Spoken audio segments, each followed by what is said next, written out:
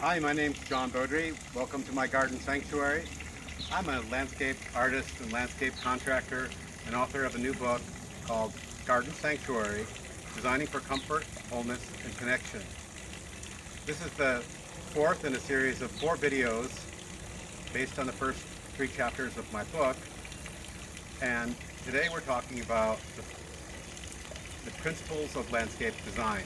In the last video we talked about the elements of landscape design: line, point, form, color, and texture are the things that we use to create balance, emphasis, movement, proportion, repetition, rhythm, variety, and unity.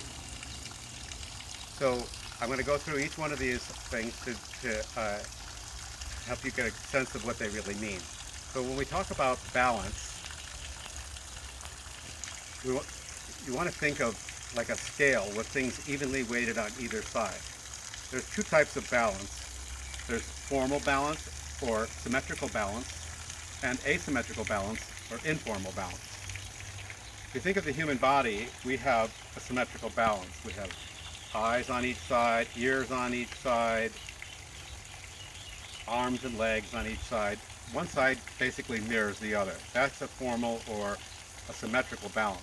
Asymmetrical balance is where the things on either side aren't the same, aren't mirror images of one another, but they still have a sense of balance. So right behind me, we're looking at what we could call informal balance. We have some of the same things on either side, like these 2 pots on either side, but the whole layout is a circular pond, and it's offset from center and angled over this way a little bit. So we get a sense of informal balance, and the plants like this reed right here and the one on the other side help give some of that sense of balance to the fountain area. Okay, the next thing we're going to talk about is emphasis. And again, we have that right here in front of me.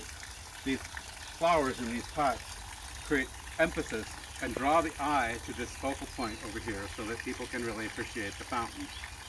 When the flowers aren't in bloom, the bright color of the pots also serve as a way to create emphasis. Emphasis is a way to draw your eye to a focal point in the garden or some other element that you want to have attention. The next thing we're going to talk about is movement. I talked about that in the last series. We can use line to create movement. We can use repetition to create movement. And in this case, we have, this garden is based on a series of circles. There's a circular lawn, a circular fountain, and a circular path that leads over to a secret patio area, a hidden patio area.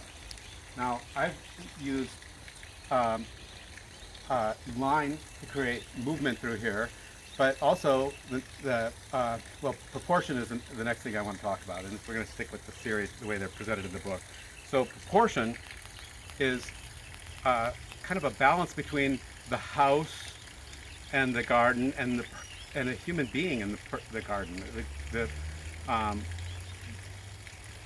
You've heard of the term ergonomic, I'm sure. Ergonomic is things that are designed to fit the human body. We want our landscape to fit the human proportion. So we don't want to create a pergola with a 15-foot ceiling.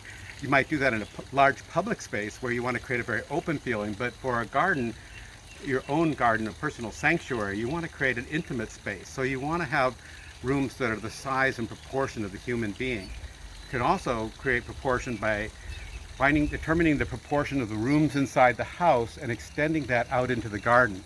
Talk about that later in the book by creating a grid from the secret proportion of the house out into the garden. And that was done here in this garden before I came along with this patio.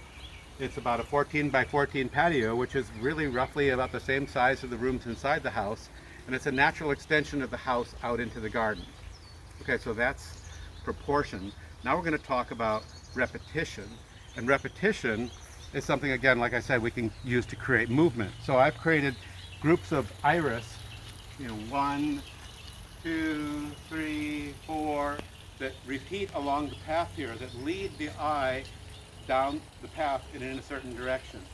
So, and then there's the idea of rhythm, and we can get rhythm through repetition. So There's like a beat, boom, boom, boom, boom, that moves through the garden.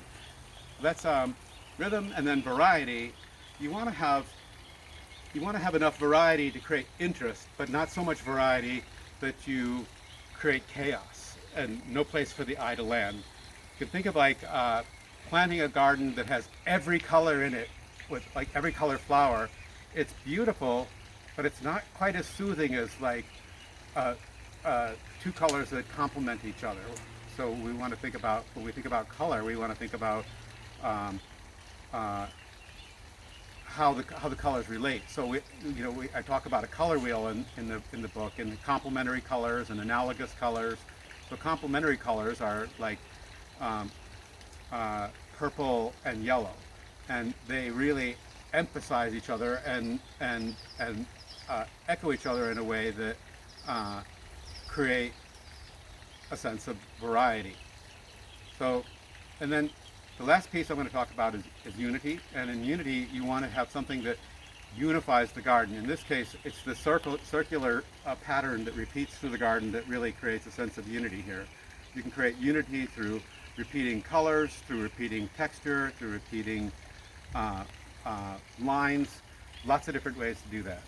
So that's it for the language of design. In the next several chapters of the book, I'll talk about the design process and how you actually begin to measure a property, what the concept of scale is, how you create proportion in a garden through the drawing process. And I look forward to sharing all that with you at another time. Thanks for tuning in. Have an awesome day. Bye.